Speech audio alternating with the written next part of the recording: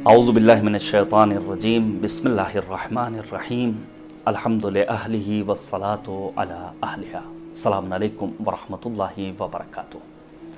ماہ مبارک رمضان کے یہ آخری ایام اور ماہ مبارک رمضان کا آخری جمعہ، جسے امام خمینی رحمۃ اللہ تعالیٰ علیہ نے اپنی بصیرت کی روشنی میں یوم قدس کا نام دیا۔ ہمارا سلام ہو دنیا میں پائے جانے والے ان تمام آزاد ضمیر، حق پسند، انصاف دوست افراد کی خدمت میں جو اس موقع پر ظالموں سے اظہار برات کرتے ہیں، ظلم سے نفرت کرتے ہیں اور مظلومین، محرومین، مستضعفین، فلسطین کے مظلوم عوام کا ساتھ دینے کے لیے صدائے احتجاج بلند کرتے ہیں۔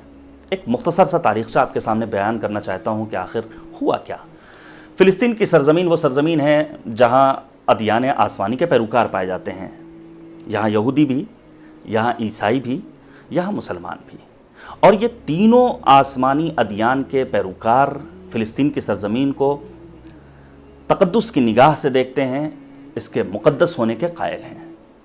آبادی کے تناسب کے لحاظ سے اگر دیکھا جائے تو فلسطین میں مسلمانوں کی اکثریت رہی ہے اور آج بھی ہے۔ اب آخر ہوا کیا کہ جہاں یہودی 5% زمین کے مالک تھے، اچانک 57% زمین کے مالک ہو گئے۔ آپ یاد کیجئے 20ویں صدی عیسوی کو کہ جب فلسطین کی سرزمین برطانوی حکومت کے زیر انتظام تھا، یہ ملک اور یہ سرزمین، اس موقع پر یہودی لابی نے ایک چال چلی اور انہوں نے یہ فیصلہ کیا کہ ہم ایک مستقل حکومت کا قیام چاہتے ہیں۔ پوری دنیا کے یہودی ایک جگہ مل کر بیٹھے اور ان کی نگاہ کہاں پہنچی؟ انہوں نے انتخاب کیا سرسبز و شاداب آباد علاقے والے ملک فلسطین کو، اور پھر انہوں نے برطانوی حکومت سے مل کر ساز باز کیا۔ پوری دنیا سے یہودیوں کی ہجرت کا سلسلہ شروع ہو گیا۔ یہ کون سی فلسطین کی سرزمین تھی جس کے مالک و مختار فلسطینی عوام کے سوا کوئی اور نہ تھے، لیکن اسی سرزمین پر عالمی استکبار و استعمار کی سازشوں کے نتیجے میں خون کی ہولیاں کھیلی جاتی ہیں، اور پھر بین الاقوامی دلالوں کے ذریعے زمین کی خرید و فروخت کا سلسلہ شروع ہو جاتا ہے۔ مہنگی مہنگی زمینیں خریدی جاتی ہیں، کاشتکاروں پر ظلم و ستم ہوتا ہے۔ نتیجہ کیا ہوتا ہے؟ اسرائیلیوں کی بے پناہ بربریت کے نتیجے میں، ان کے بے پناہ ظلم و تشدد کے نتیجے میں فلسطینی عوام بے گھر ہو جاتے ہیں، ان کے اوپر ظلم کیا جاتا ہے، انہیں مظالم کا سامنا کرنا پڑتا ہے۔ اور پھر 1948 کا وہ زمانہ کہ جس کے بارے میں ملتا ہے کہ بے باکی اور گستاخی کے ساتھ اس دور کے اقوام متحدہ نے، یونائٹڈ نیشن نے، سنیکت راشٹر نے فلسطینیوں کی 57% زمین یہودیوں کے حوالے کر دی، جبکہ اس سے پہلے وہ صرف 5% زمین کے مالک تھے۔ اب رہبر معظم انقلاب آیت اللہ العظمیٰ خامنئی مدظ ظلہ العالی کی بصیرت افروز تقریر خطبہ جمعہ کا ایک اقتباس میں آپ کے سامنے پیش کروں جو انہوں نے سن 2017 میں تہران کی سرزمین پر پیش کیا تھا۔ انہوں نے صہیونی سازش سے پردہ فاش کرتے ہوئے بیان فرمایا کہ اسرائیلی غصب کے اور اسرائیلی کے غاصبانہ قبضے کے 3 ارکان ہیں۔ پہلا رکن ہیلے کے ذریعے، فریب کے ذریعے، دھوکے کے ذریعے، مکر کے ذریعے عربوں کے کھیتوں اور زمینوں کی خریداری۔ میں نے آپ کے سامنے بیان کیا بین الاقوامی دلال لگائے گئے تھے جنہوں نے مہنگے داموں پر زمین کو خریدوایا ہے، اور ان کے ساتھ سنگ دلی اور قساوت قلبی کے ساتھ سرزمین فلسطین سے اہل فلسطین کو بے دخل کرنا، یہ پہلا رکن ہے۔ کہاں سے دشمن نے کام کا آغاز کیا ہے؟ دوسرا رکن ذرائع ابلاغ اور میڈیا کے ذریعے منظم جھوٹی خبریں منظر عام پر آنا، تاکہ ان جھوٹی خبروں کو پھیلا کر عوام کے افکار کو مزمحل کیا جائے اور پھر انہیں گمراہ کیا جا سکے، اور مظلوم نمائی کر کے دنیا والوں کے سامنے اپنی حمایت کرنے والوں کی تعداد میں اضافہ کیا جا سکے۔ نتیجہ کیا ہوا؟ چونکہ عالمی میڈیا پر جھوٹی خبریں عام ہوئیں، عام افکار منحرف ہوئے، دنیا بھر سے سرمایہ دار افراد کی حمایت انہیں شامل ہوئی۔ کس لیے؟ تاکہ صہیونی لابی کی یہ سرمایہ دار حضرات اور افراد مدد کر سکیں۔ اور تیسرا رکن کیا تھا؟ انہوں نے ناپاک اپنے عزائم کو عملی جامہ پہنانے کے لیے کبھی سیاستدانوں کو اپنے پاس بلایا، کبھی انہوں نے ایکٹرز کو بلایا، کبھی انہوں نے شعراء کو بلایا، کبھی انہوں نے فنکاروں کو بلایا. کیوں؟ تاکہ میڈیا میں یہ خبریں عام ہو سکیں اور لوگ حقائق سے دور ہوتے ہوئے اپنی نگاہوں کو ان چھوٹی چھوٹی باتوں پہ متمرکز کر سکیں.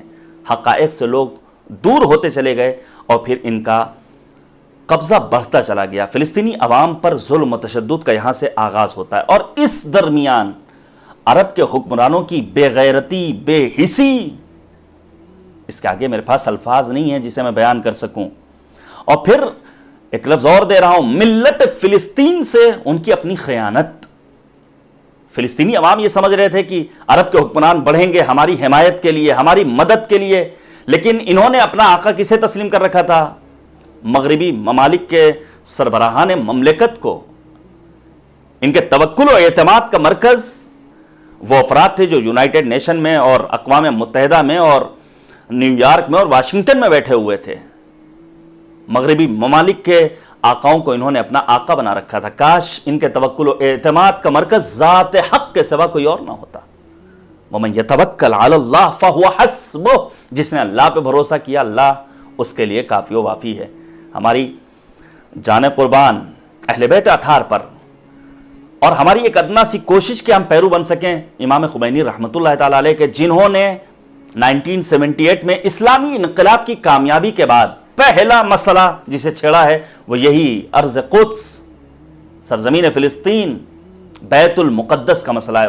امام خمینی رحمۃ اللہ تعالی علیہ نے اپنی بصیرت کی روشنی میں اس مسئلے کو عربی مسئلہ نہیں بنایا بلکہ ایک اسلامی مسئلے کے عنوان سے پیش کیا ہے، تاکہ عرب و عجم کو جو تعصب ہے، عصبیت کا جو ایک مسئلہ ہے وہ دور ہو سکے. اور پھر ایسے میں امام خمینی علیہ الرحمہ نے اسے ایک اسلامی مسئلہ بنایا تاکہ دنیا بھر کے مسلمان آزادی فلسطین کے لیے اپنی صدائیں بلند کر سکیں. اور پھر امام خمینی نے بڑا قیمتی جملہ ارشاد فرمایا جو نہایت اہمیت کا حامل ہے. امام خمینی فرماتے ہیں کہ اگر دنیا بھر کا مسلمان ایک ایک بالٹی پانی اسرائیل کی جانب رواں کرے تو اسرائیل جیسا ملک نیست و نابود ہو جائے گا. آج آخر اسرائیل کو سر اٹھا کر بولنے کا موقع کیوں ملا؟ کیونکہ مسلمانوں میں آپس میں اتحاد نہیں ہے، انتشار کا شکار ہے مسلمان. جبکہ آج بھی اگر یہ مسلمان متحد ہو جائیں تو یقین جانیے فلسطینیوں کو ان کا کھویا ہوا وقار و تشخص دوبارہ واپس مل سکتا ہے. یہ کب ممکن ہوگا؟ جب پروردگار عالم خدائے سبحان مالک کریم کے ساتھ ساتھ رسول کی رسالت کو مانا جائے اور پھر رسول اعظم کے اہل بیت اطہار علیہ السلام کے ارشادات و فرمودات کو اپنے لیے مشعل راہ بنائے. جب امام خمینی رحمۃ اللہ تعالی علیہ نے اسے ایک اسلامی مسئلہ بنایا، دنیا بھر کے مسلمانوں کے درمیان آپ کا خطاب پہنچا، تو یہی امام خمینی کی ایک اپیل اسرائیل کے لیے زہر حلاحل ثابت ہوئی. اور دنیا والوں نے یہ دیکھ لیا کہ آخر کیا ہیں مسائل، کیا ہیں پریشانیاں، اور اسرائیل محسوس کر گیا کہ یہ ایک عالمی مسئلہ ہے، یہ ایک انٹرنیشنل مسئلہ ہے، یہ ایک بین الاقوامی مسئلہ ہے.